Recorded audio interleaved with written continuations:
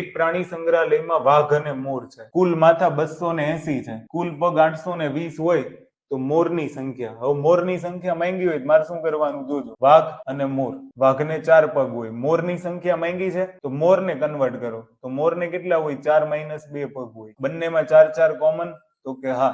તો આ 4 નો ગુણાકાર તમારે કોની સાથે કરવાનો? 280 સાથે કરવાનો. ક્લિયર? 280 સાથે એટલે કે માથાની સંખ્યા સાથે ગુણોત્તર કરવાનો. 280 માથા છે. 280 સાથે 4 નો ગુણાકાર કરો. 4 × 0 એટલે 0. 4 × 8 = 32 નો બગડો વધી 3. 4 × 2 = 8 ને 3 = 11. ઓકે, ભૂલ હોય તો મને કહેજો. 1120 થયા. એમાંથી કુલ પગ કેટલા છે?